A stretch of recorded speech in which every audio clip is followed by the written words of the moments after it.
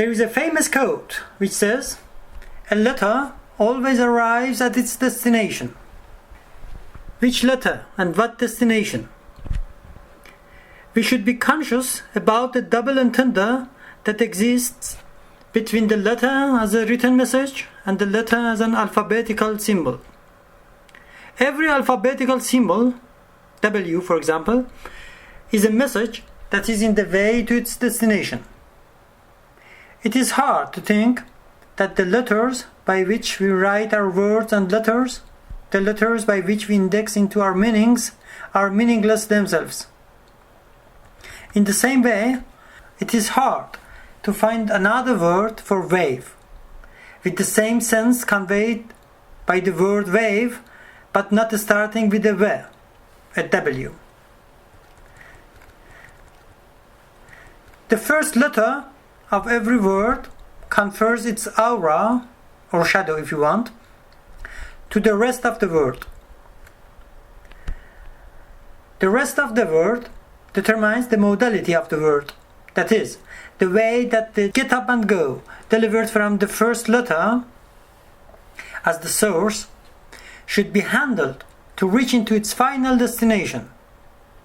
So, the first letter is the message and the last letter is its written destination, the way that the echo of the first letter should be damped and faded. What we are talking about is neither esoteric nor scientific. It is poetic. The letters lend themselves only to a poet. Every letter, every word is addressed to an absent poet. This is why they are called letters. Remember that the word letter means also the letter, an absent landlord who lets or rents his property to the others for use.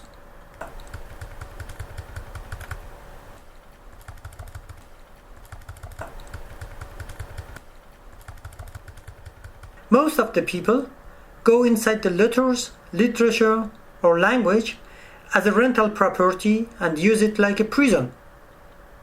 They are spelled by the magic of the words because they employ the words as an explicit, unmistakable index to something else outside of language. But poetry is something that happens in the words and not by the words. Then, it is just the poet who can break the spell and make out the original secretive message and change the language into what it is. A house.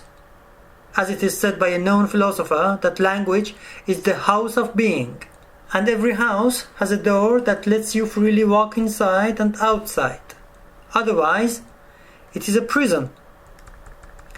For example, if you stuck or focus too much to your beliefs as a set of learned symbols and conceptions.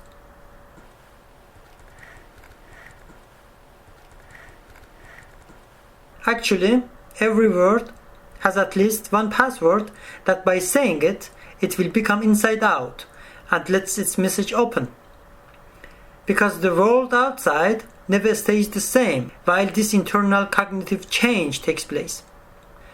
This is the art of seeing as instead of seeing that.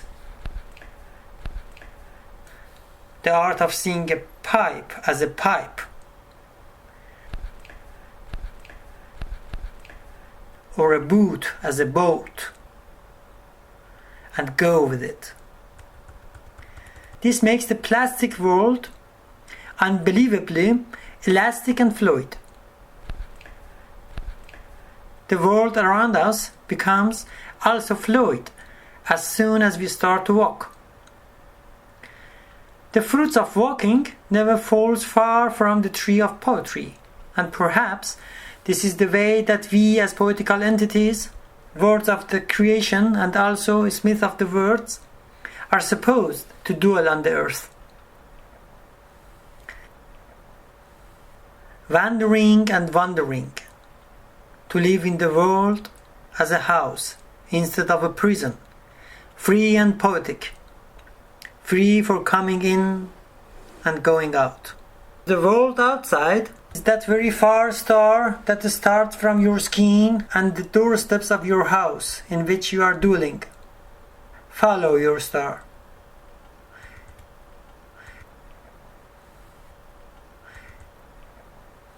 It is an old wisdom which says your body does not end here on your skin. It ends in the most far star. This is how the oracle can never read your destiny from your star. Similarly, all letters found in words like have their own meaning in astrology. The poetical measure of the words has astrological scales. Actually, they make constellations when they cross each other by sharing a letter.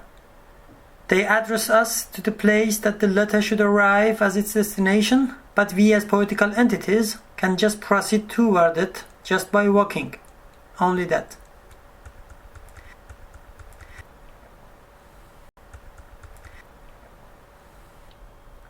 Wisdom and walking are two old friends that were used to meet each other in woodways and blind alleys. For Hölderlin, poetry was also deeply connected to wandering and walking.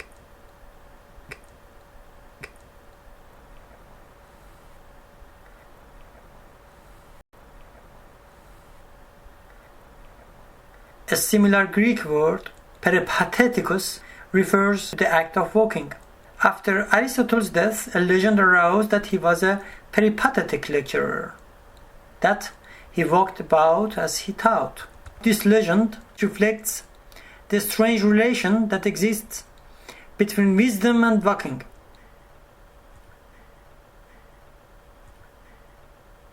Guerrilla Walk is a project that provides the same unforeseen effect of visiting a lost old friend.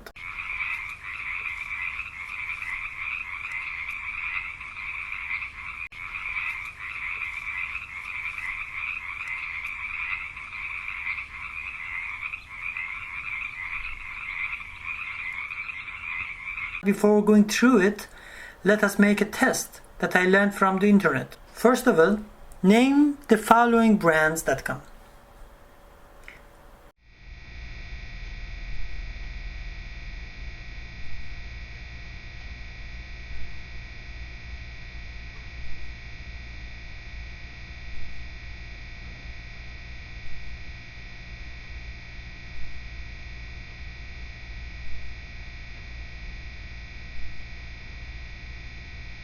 Well done.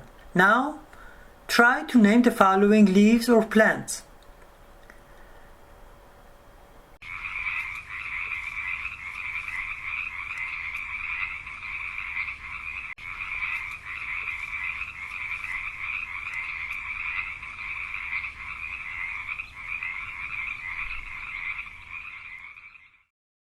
It slaps into our face with reality, isn't it?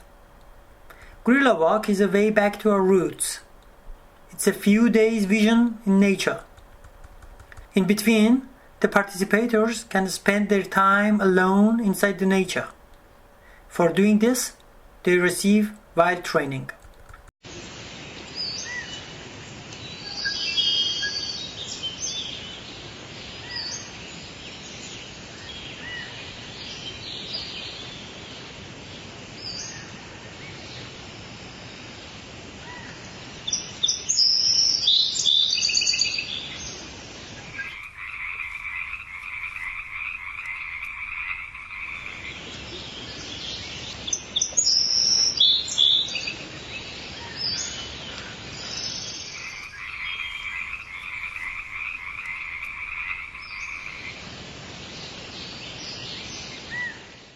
Guerrilla Walk project coaches a group of young boys by a group of experienced men in 2 or 3 intensive days and nights in the forest.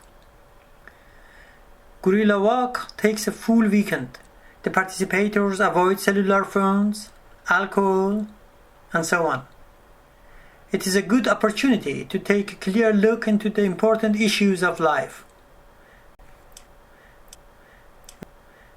At the end, each person can talk about his motivation and truth or wahrheit without being evaluated, and all in all, inside the frame of a secure grouping. The first stage of Guerrilla Walk is to learn how to survive in nature while training. For example, how to cut out a spear with a simple knife, how to make a shelter with a simple floor shoot and how to build up a tent.